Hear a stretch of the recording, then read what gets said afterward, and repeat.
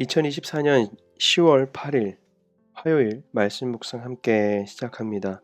열왕기하 20장 1절에서 11절까지 있는 말씀 우리 함께 말씀 묵상하겠습니다. 저희는 새번역 버전으로 함께 말씀을 묵상하고 있습니다. 1절 말씀입니다.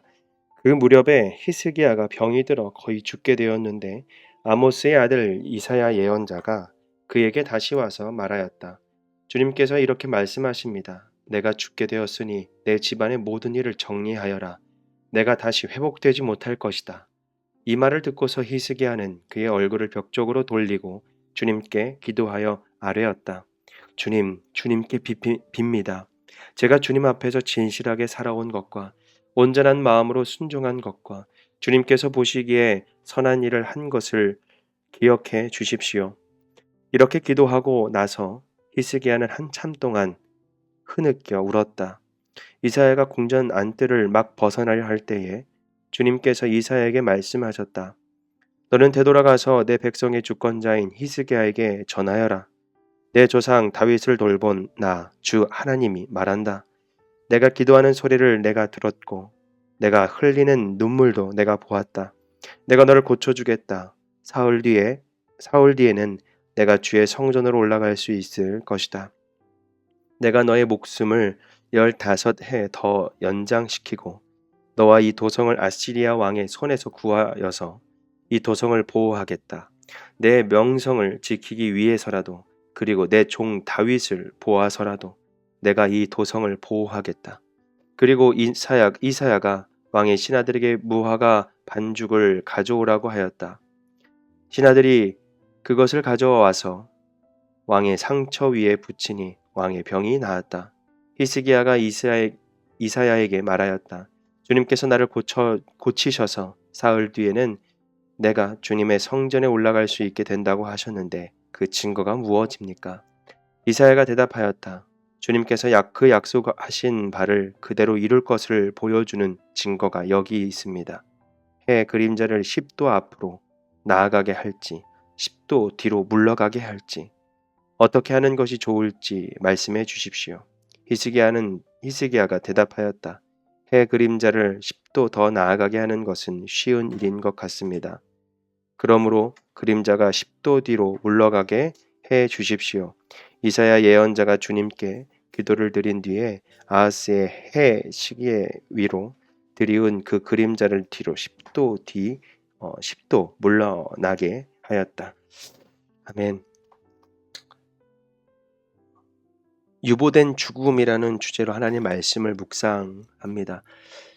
주님은 병들어 죽게 된 히스기야의 기도를 들으십니다. 그리고 그의 삶을 15년 동안 더 연장을 해 주시죠. 히스기야의 역사적 일들을 우리가 말씀을 통해서 다 배웠고 또 묵상을 하면서 하나님이 히스기야를 통해서 이루실 일들을 우리가 말씀을 통해서 보면서 또 히스기야가 또 하나님 앞에 기도하고 또 주님 앞에 모든 악한 것들을 다 떠나가게 하고 그러면서 끝까지 주님을 신뢰하고 주님 앞에 나아갔던 히스기야에게 어떤 어려움이 와도 늘 주님은 그것을 이기게 하셨죠. 그러나 이제는 이 고통과 병드는 이 세상 가운데에 이 병과 고통받는 것은 어쩌면 그 누구나 다 겪는 일인데도 불구하고 하나님은 그의 병과 그의 고통을 덜어주시고 15년 동안 더 연장시켜 주시죠. 히스기야의 죽음을 15년 동안 유보하신 것은 그만큼 유다의 심판을 유예하신다라는 것입니다. 즉 15년은 히스기야에게는 거저 얻은 삶이고 유다 백성에게는 평화를 지속하고 심판을 벗어날 회심의 기회였다라는 겁니다. 우리가 하나님께서 우리의 문제를 해결해 주시고 우리의 고통을 치료해 주시는 그 다음에 우리들의 태도가 정말 필요하죠. 어떤 태도냐면 하나님 앞에 모든 것을 맡기고 하나님 앞에 모든 나의 삶을 드리는 것입니다.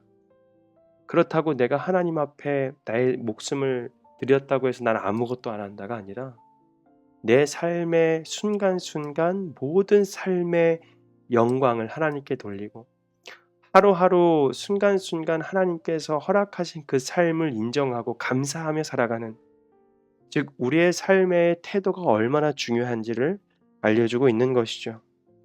때로는 우리들의 기도가 하나님 앞에 상달되고 또 그 기도에 대한 응답이 바로 나올 때가 있고 그렇지 못할 때가 있습니다. 기도는 뭔가 입력하여서 뭔가 바로 출력, 인쇄가 바로 되는 것이 아닙니다. 하나님과의 인격적인 관계 안에서 나오는 하나님의 사인, 즉 대화라는 것입니다.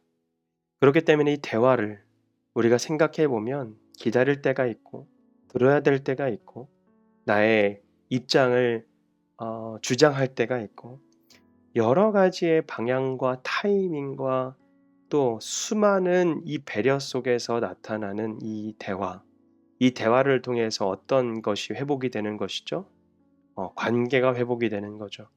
사람과 사람 사이에도 많은 그런 어려운 삶도 있지만 어려운 상대도 있고 힘든 상대도 있고 그렇지만 수많은 사람들과의 이 오고 가는 이 대화 속에서 서로의 인격을 인정하고 또 배려하고 또 헌신하고 또 나의 주장만 그냥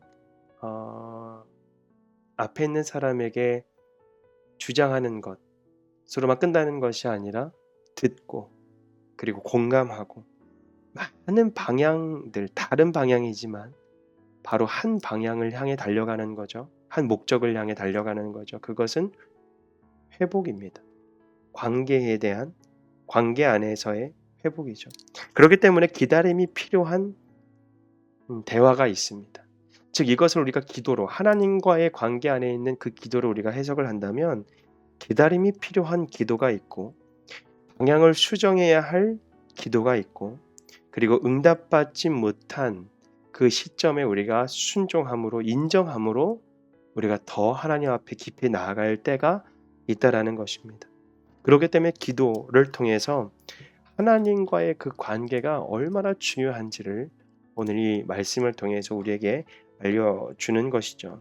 15년 더 유보된 이시기야의 삶 속에서는 하나님이 이 유다의 회복에 대한 그리고 유다가 그 회복의 기간 동안 해야 될 일이 있었다라는 거죠. 그것은 무엇이었냐면 회심할 수 있는 기회를 하나님이 주셨다라는 겁니다. 하나님의 말씀은 우리에게 말씀을 우리가 어떻게 해석했냐에 따라서 그 말씀이 우리에게 선하게 다가올 수가 있고 때로는 그 말씀이 심판의 말씀으로 다가올 때가 있다라는 것이죠. 그것은 우리의 태도가 정말 중요하다라는 것입니다.